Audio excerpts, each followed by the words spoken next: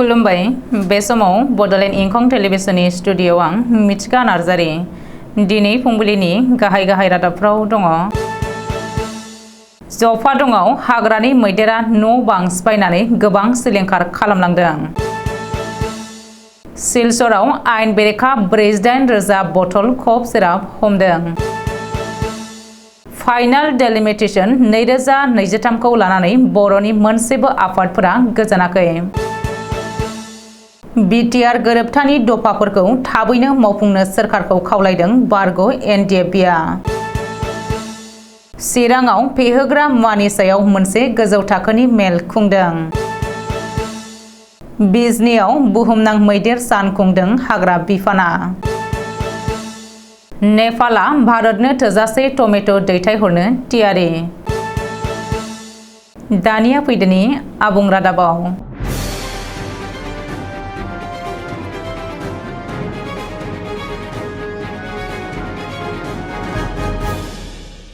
बाक्सानि भारत भुटान सिमना ओनसोल जफादंआव रायजो जानाय रायजो राजाफोरा हाग्रानि मैदेरजों जुजिनानै रायजो जाबोनाया गोदान बाथ्रा नङा। मानसि आरो मैदेरनि गेजेराव जानाय दाङाबाजियाव सम सम मानसिनि जिउ जोबनायखौबो नुनो मोनो। बाक्सा जिल्ला बाथाबारि हाग्रा मावख'नि बेन्दोंआव थानाय जफादं ओनसोलनि देरिङापुर गामिनि मन्जु गयारिनि थाग्रा न'जों लोगोसे माइरं जानो होननानै थिनानै दोननाय माइ आरो सौनानै दोननाय माइरंखौ जानानै सिलिंखार खालामलाङो। मिथिनो मोननाय बायदिब्ला मैदेरनि गाग्लोबनायनिफ्राय न'नि बिगोमानि जिउआ खुनुरुखुम रैखा मोनो। हर गेजेरनि 12:30 रिंगायाव फैनाय मैदेरनि फालोआ देरिङापुर गामिनिनो पवन चन्द्र गयारि, नन्द गयारि, दिपेन दैमारिनि गय बिफांफोरखौ सिफायलांनायजों लोगोसे मानेक बर', तुतुल गयारिजों लोगोसे गामिनिनो गोबां आबादारिफोरनि माइ आबादखौ जानायजों लोगोसे गाग्लिनानै सिलिंखार खालामलाङो। बराक सेरफांनि काछार जिल्लानि सदर सिलचर नोगोराव थानाय रामनगर आइएसबिटिनिफ्राय काछार पुलिसआ उत्तर प्रदेशनि नाम्बार प्लेट थानाय गंसे ट्राकनिफ्राय गासै 300 कार्टुन एबा 48,000 बाजाराव फाननो गनायथि मोनै कफ सिराप हमनो हादों। काछार जिल्लानि एसपि नुमल महन्तआ खौरांगिरिनि सिगाङाव फोरमायथिनाय बायदिब्ला बिहारनि पुर्नियानिफ्राय फैनाय इउपि 116804 नम्बरनि ट्राकखौ सिग्रोमनायाव आयेन बेरेखायै बे कफ सिरापखौ पुलिसआ हमनो हादों। बेनि बाजारनि बेसेना गासै 5 कौटि रां होननानै फोरमायथिदों एसपि नुमल महन्तआ।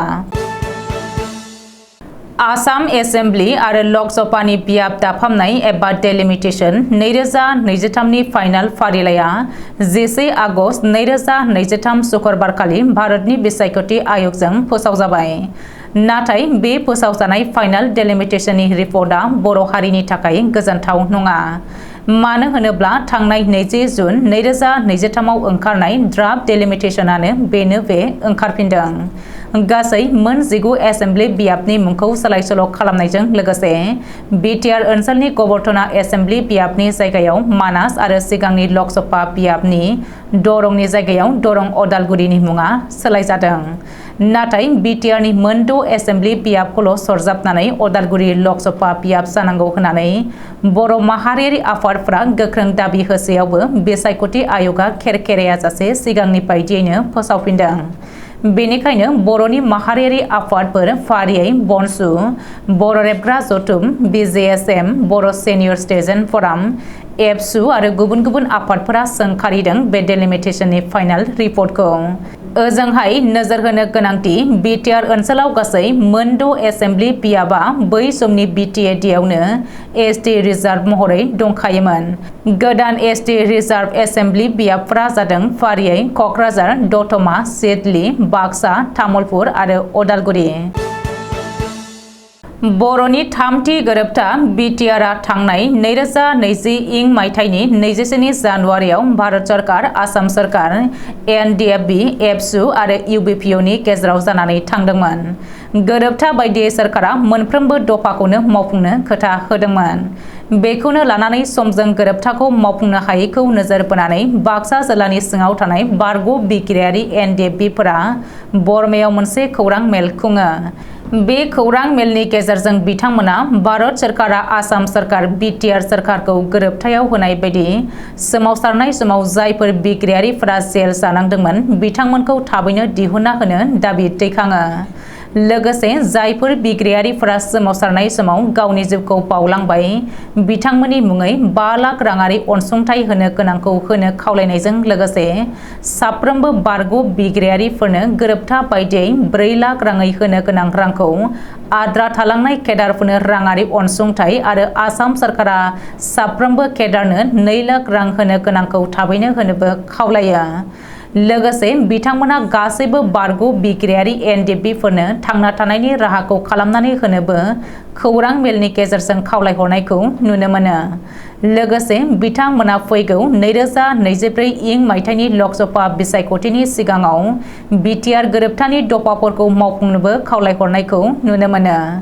बे खौरां मेलाव गोबां बाक्सा जिल्लानि बेन्दोङाव थानाय बारग' एनडिएफबिफोरखौ बाहागो लानायखौ नुनो मोन्दों।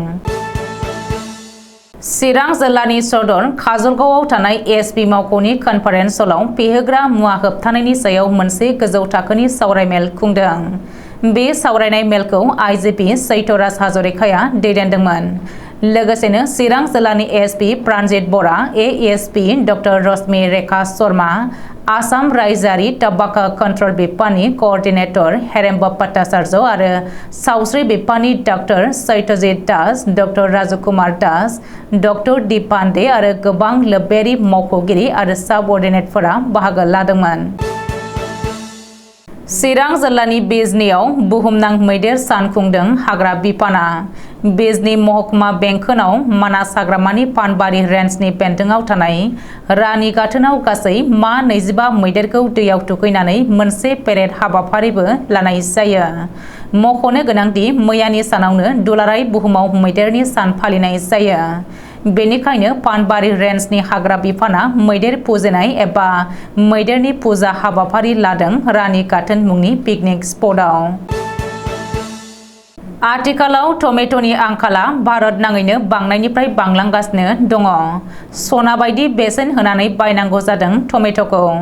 भारतनि बे आंखालखौ नुनानै नेपालनि आबाद बिफान मन्त्रालयनि बुंफोरगिरि शबनम शिवाकोटीआ शुक्रबारखालि बुंदों दि आथिखालाव भारतआव टमेट'नि नुजानाय आंखालखौ नेपाला सुफुंनो हागोन।